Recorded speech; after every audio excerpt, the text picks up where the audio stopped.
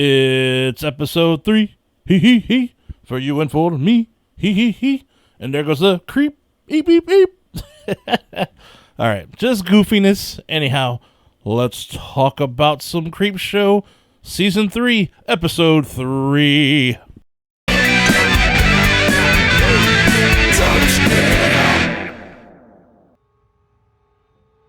All right, the first story is called The Last Tsuba Rayara.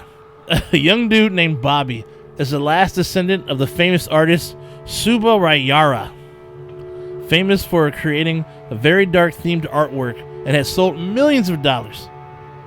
His final piece, which has never been seen, is now in Bobby's possession. This kid goes from working a regular 9 to 5 to possibly being able to earn millions and retire early because he already has takers.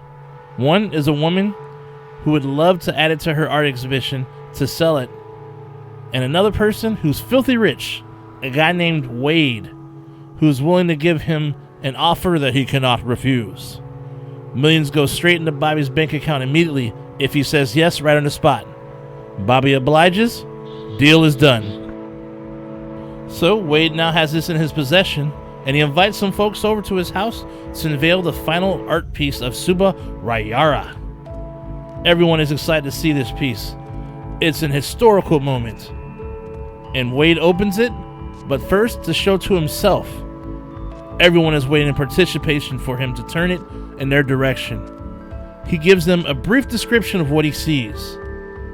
Then he pulls out a lighter and lights it on fire. Everyone's in disbelief, and Wade is laughing as he is now the only person to have seen the Tsuba Rayara's final work. What a dick. Everyone leaves disappointed as he thanks them for coming. Thanks for nothing, right? Later that night, his girlfriend, who's an artist in her own right, decides to draw what he described and turns out to look pretty damn near close to what he said.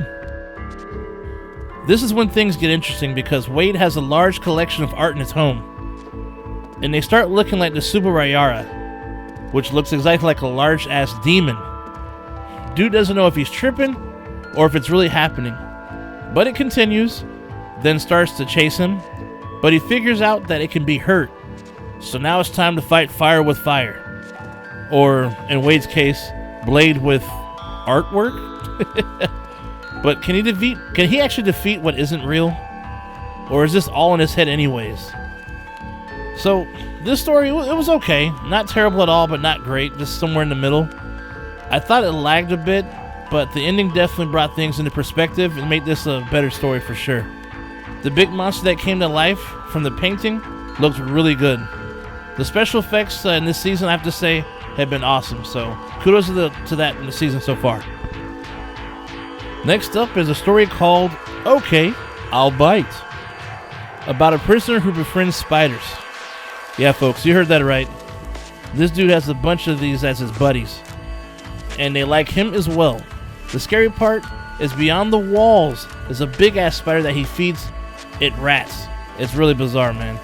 Then you have the prison guard that uses and bullies him to get what he wants, and will do whatever it takes to make sure he gets it done. But one day, this prisoner actually receives a mysterious letter, and inside it there's a note teaching him how to perform a ritual.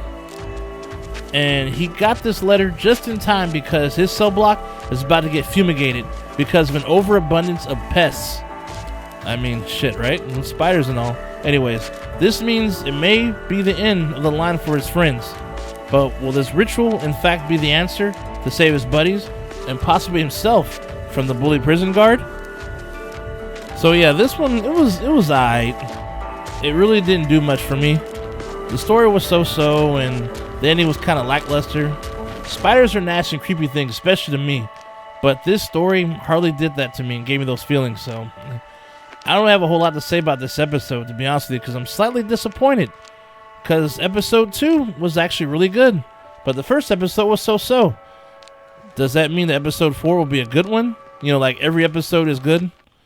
I guess we'll have to wait and see. I mean, how do you guys feel about this season so far? Are you enjoying it? Do you feel they need to pick it up? I mean, for me, the stories just aren't hitting as hard as the prior seasons. I mean, so far, we're only, 3 deep, so we'll have to wait and see, right?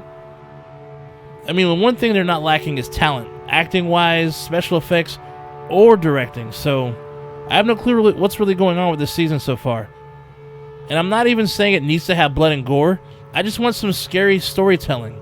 But don't get me wrong, the bloody nastiness would be great as well. That'd be a bonus. Anyhow, I guess we'll just have to wait and see. I mean, episode 4 is coming up next, so... But in the meantime, please like and subscribe, because on the Don't Split Up channel, hell has never been so... cool.